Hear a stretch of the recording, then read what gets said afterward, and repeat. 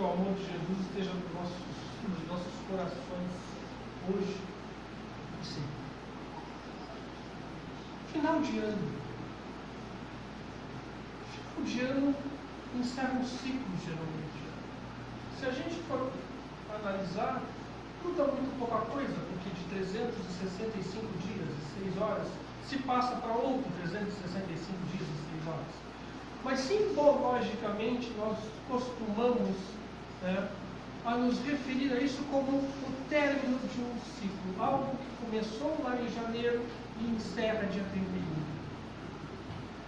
Mas também é um recomeço, porque já no dia 1º nós começamos com novas expectativas, com novos sonhos, com novos desejos.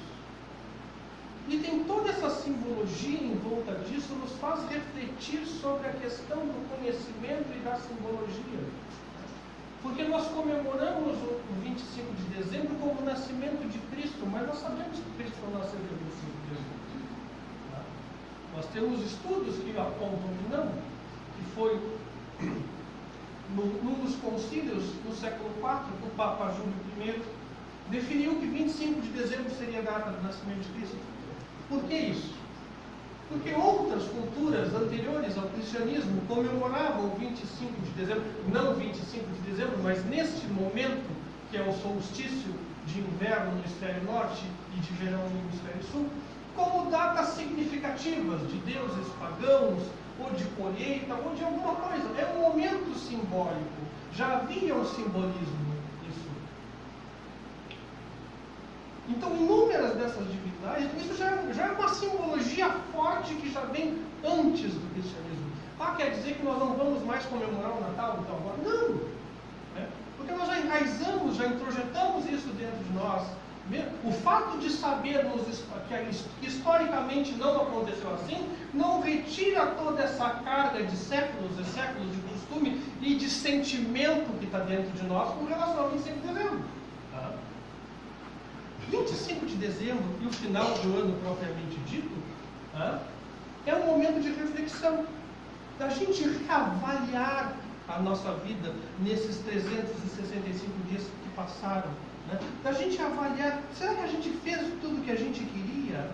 Será que a gente fez o que deveria ter feito nesse ano? Será que a gente, nesse ano, foi melhor que no ano anterior? Ou foi pior que no ano anterior? Será que nós aprendemos alguma coisa neste ano? E eu não estou me referindo a grandes coisas, grandes mudanças. Não. Qualquer coisa. Qualquer detalhe. Qualquer coisa, qualquer mínimo passo que a gente tenha dado é um aprendizado. E que muitas vezes é um aprendizado que vale para a vida inteira. Porque a cada ciclo que se fecha, é uma chance que nós temos de darmos um passo adiante. Deixamos um monte de coisa para trás e damos um passo à frente. Será que nós ajudamos nesse ano que passou? Não só a nós, como a outras pessoas? Ou será que nós ficamos encastelados dentro das nossas certezas, que são muito confortáveis as nossas certezas, porque nos dão aquela ilusão de controle. Quando eu tenho certeza de tudo, eu tenho uma aparência de controle, parece que está tudo no seu lugar, mas nós nunca temos certeza de absolutamente nada. Nós não temos nem certeza se vamos conseguir atravessar a rua. São tudo hipóteses e variáveis infinitas de no ato de atravessar a rua, muita coisa acontecer antes de tu chegar até o outro lado da calçada. O que eu quero dizer com isso? Que tudo isso são narrativas que se criam ao longo do tempo. E são narrativas que nos constroem. São reflexões de final de ano que nós fazemos por causa de toda essa história que vem se construindo ao longo dos séculos, que nós paramos nesse final de ciclo para recomeçar um ciclo novo, e aí nós reavaliamos. E é importante reavaliarmos o que nós fizemos no ano anterior, porque isso evita uma coisa que se chama automatismo. Porque essas crenças todas que nós acumulamos ao longo dos séculos se tornaram automáticas. A gente vai seguir comemorando Natal sabendo que Jesus não nasceu dia 25 de dezembro. Não tem problema, vamos continuar comemorando Natal assim. Por quê? Porque é automático. Né? Já está dentro de nós esse sentimento. Né? Que chega no final de ano, a gente vai ficando meio romântico. Né? A gente vai ficando meio saudosista, lembrando de coisas que passaram, coisas que a gente queria ter feito e não fez, planejar coisas para o ano que vem, né? Fazer a mega da virada, por exemplo, sonhando com o futuro. São coisas que a gente projeta nesse período e geralmente são coisas boas que a gente gostaria de ter, gostaria de conseguir almejar. Então isso está introjetado em nós. Isso já faz parte de nós. Nós não vamos mudar isso. Nem daqui a 200, 300 anos. Não vamos. Vamos continuar comemorando o Natal do mesmo jeito, no dia 25 de dezembro. Isso é só um exemplo que eu estou dando. Isso são coisas automáticas. Só que esse automatismo nós não podemos deixar que aconteça na nossa vida. Nós não podemos viver no automático. Né? Fazer as coisas por repetição. Né? Porque o outro fez. Porque sempre disseram que era para fazer assim. Nós somos seres propensos à evolução constante. E só se evolui mudando. Só se evolui se arriscando. Só se evolui não tendo certeza de absolutamente nada. A gente estuda uma vida inteira, às vezes 10, 15, 20 anos. Né? Aí daqui a pouco um cientista do outro lado do mundo te diz que boa parte daquilo que tu estudou estava errado. Aí incomoda, desacomoda, mexe o fundo do rio e a gente começa a estudar tudo de novo. Isso é o reflexo do que deve ser a nossa vida constante. Uma constante reflexão e uma negação do automatismo, não fazer as coisas só porque disseram que era assim. Isso nos ensina a doutrina espírita. A doutrina espírita, quando surgiu, veio justamente para mexer o fundo do rio, né? Fazer com que as águas se agitassem, porque a água parada fica estagnada. E o ser humano parado, autômato, só repetindo as mesmas coisas, ele adoece. Quantas doenças laborais nós temos hoje por causa do comportamento repetitivo? Né? Fisicamente nós temos as lesão por esforço repetitivo. A pessoa que faz um movimento muitas vezes, o mesmo movimento, acaba lesionando aquela região. Né? Nós temos as doenças de fundo psicológico, né? Que muitas vezes por causa da pressão do mercado, do meio, do ambiente em que a gente vive, do ter que produzir, né? Do ter que ser feliz o tempo inteiro, né? Do ter que tirar foto bonita para a rede social, do ter que aparentar uma coisa que não é, isso adoece mentalmente, porque automatismo, nós fazemos tudo porque os outros fazem, então eu vou fazer também. O outro disse que é assim, então eu vou fazer assim, eu não questiono. E aí nós entramos no automático por N fatores. Por causa da opinião alheia. Por causa do medo da mudança, porque a mudança dá medo. Né? A gente está confortável, quietinho em casa. Quem já mudou de endereço, quem viveu muito tempo numa casa, aí daqui a pouco muda para outra, dá um medo. Será que eu vou ser feliz? Será que a casa é boa? Será que eu vou me dar bem com o vizinho? Isso é mudança, essa mudança faz parte, essa mudança é o progresso. Eu não mudo por comodismo. Eu não mudo para seguir um padrão. O padrão é esse, eu vou fazer assim porque isso deve estar certo, eu não questiono. É cômodo. O medo de perder o controle, que a gente não tem. A gente tem a ilusão de controlar alguma coisa. Se a gente controla alguma coisa, vamos fazer um teste. Tentem parar as batidas do coração. Não façam isso, não dá. Né? São movimentos autônomos. Né? Nós não temos controle. Ainda bem. Porque imagina se a gente tivesse que parar, cada ano pensar, não, parei que eu tenho que bater meu coração 10 vezes agora. E se eu esquecer? Então nós não temos controle. Nós temos a ilusão do controle. Não, mas eu estou trabalhando, eu estou estabilizado, eu estou bem. Até que o mercado dá uma enlouquecida. Quem é que vai para a rua? Fulano vai para a rua. Acabou o controle. Cadê o controle? Cadê a estabilidade? Então nós temos que nos acostumar com isso, com a mudança, com a necessidade de mudança. O mundo só existe porque há mudança. Nós só estamos aqui, encarnados neste corpo físico, porque há mudança. Senão nós estávamos nas cavernas, até hoje tentando fazer fogo com pedra.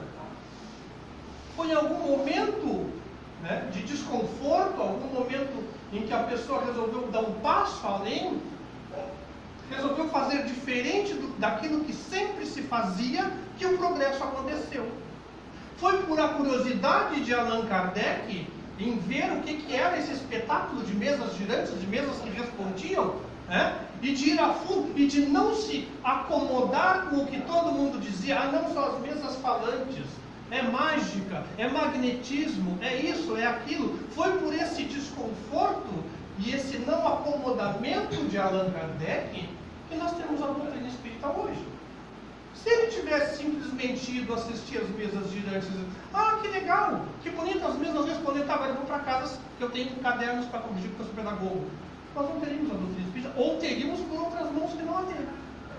E provavelmente ela teria alguma diferença. Porque é uma narrativa, e como narrativa tem muito daquele que a narrou também. Não existe essa coisa de, não. Cada um vai ter uma narrativa diferente. Então, se a doutrina espírita tivesse chegado até nós por as mãos de outro pedagogo, teria um outro viés, mas foi por ele, porque ele saiu da sua zona de conforto. Ele não se conformou com as explicações que lhe davam, ele foi fazer a pesquisa. Então, partindo deste princípio, nós já vamos mais adiante, né, com relação a essas necessidades de mudança, e vamos adentrar na questão dessa narrativa, que tudo na nossa vida é narrativa, e quem faz essa narrativa somos nós. Então, nós temos este poder de determinar por que caminho nós vamos seguir, como nós vamos narrar a nossa vida, que história nós vamos contar, não só para os outros, como para nós mesmos. E aí, de novo, está a questão do desacomodar-se, do ir além, do questionar, do modificar-se.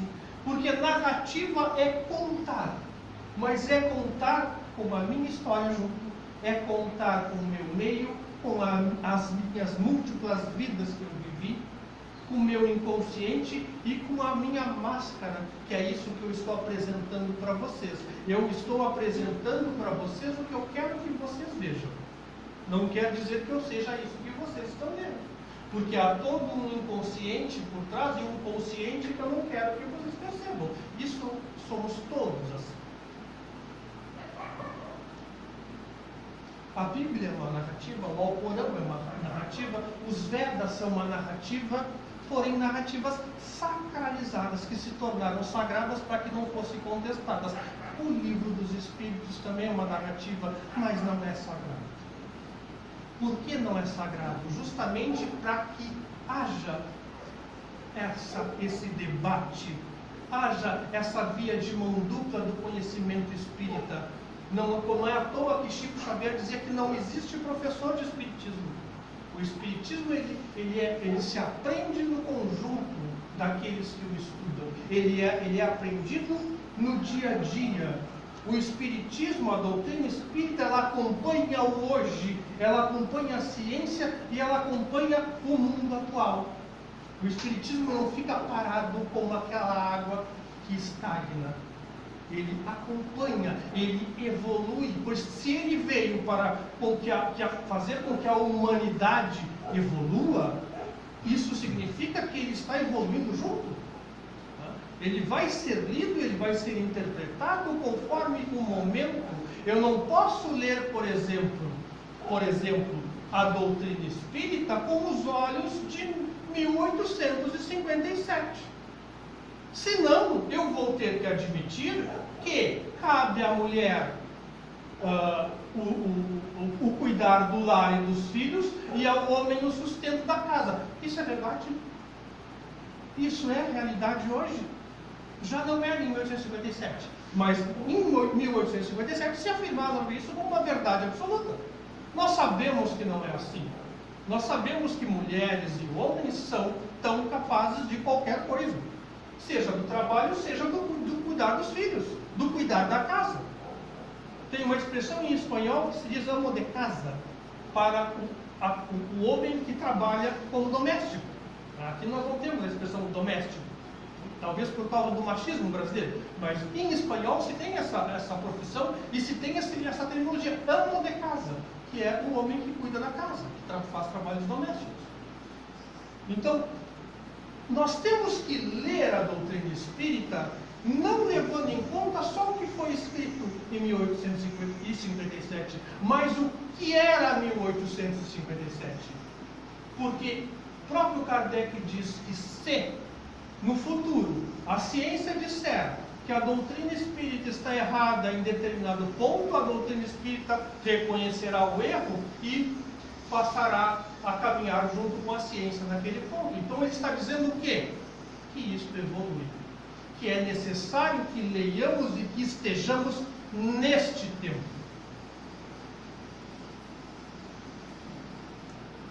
De nada adianta eu dizer, eu sou espírita, mas eu estou vivendo no século passado.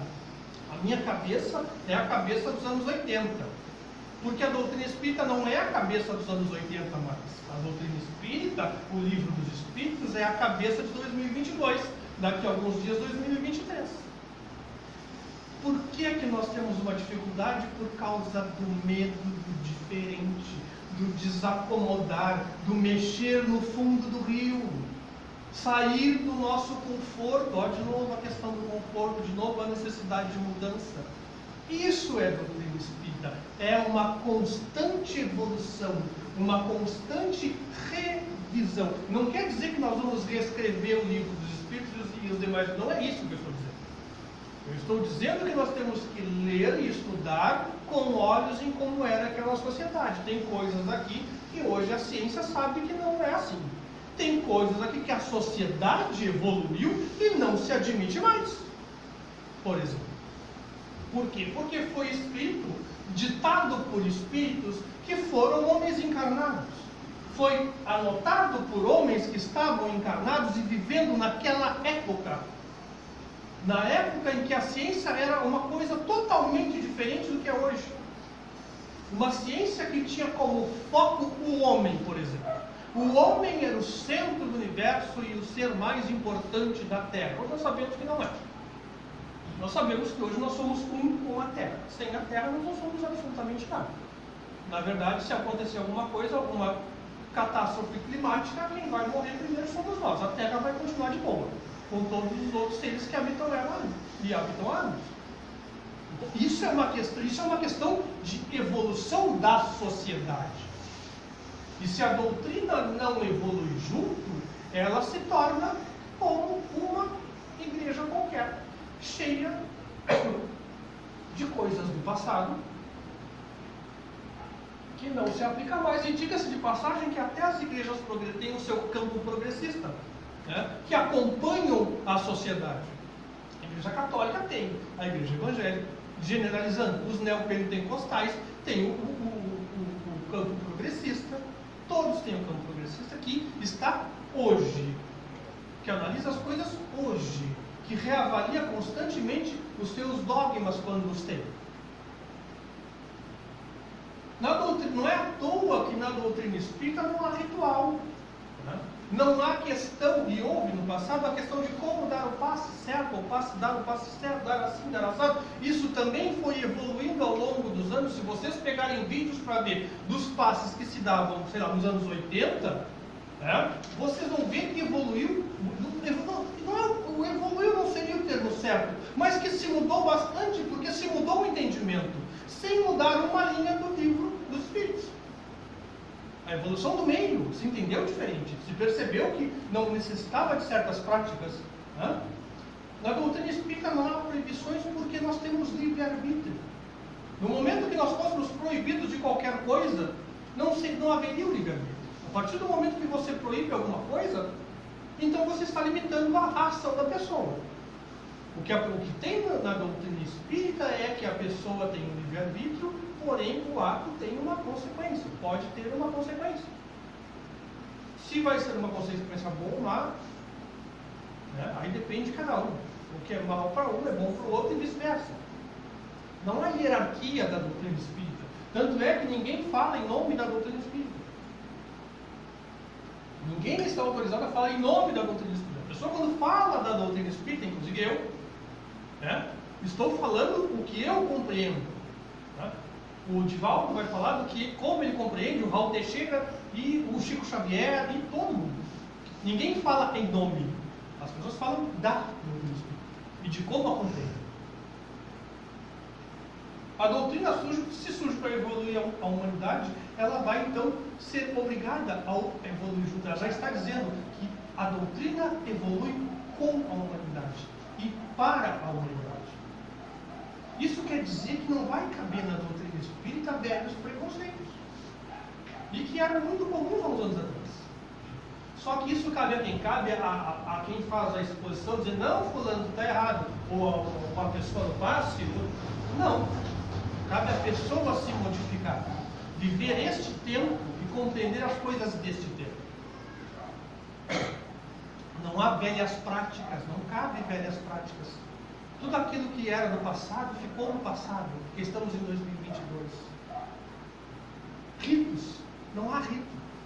Não há rito nenhum, não há ritual nenhum na doutrina espírita. E não cabe querer colocar ritualística na doutrina espírita, porque não cabe ritualística. Porque no momento que tiver ritualística, tiver prática determinada, né, ela deixa de ser uma coisa livre e para o progresso, porque isso vai se perpetuar como se fosse o certo. E existem vários certos.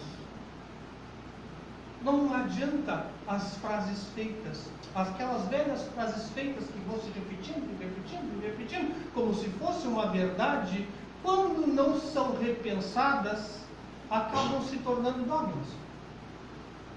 Verdades que não são contestadas, e tudo na doutrina espírita pode ser contestado, aliás, deve, porque é assim que a doutrina espírita evolui.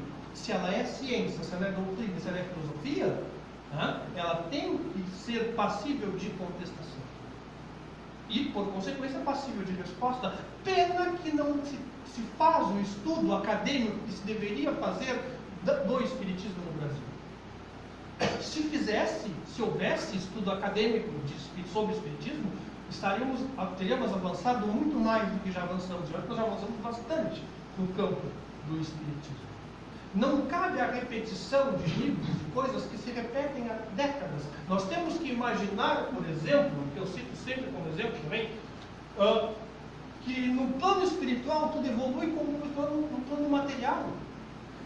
Então, aqueles equipamentos que a gente lê lá no livro do Chico Xavier, no Nosso Lar, nos Missionários da Luz, nos Caminhos, né, e outros tantos, eram equipamentos que existiam nos anos 40. Um deles, a gente não lembra agora qual livro, era o celular. Que ele fala, André Luiz fala que a pessoa se comunica com o seu mentor por um aparelho pequeno que ele está num outro lugar distante. Hoje a gente faz isso, e com direito a vídeo ainda, um vídeo chamado. Né? Então, nós temos que ver isso, achamos isso maravilhoso em 1940, hoje nós já usamos isso.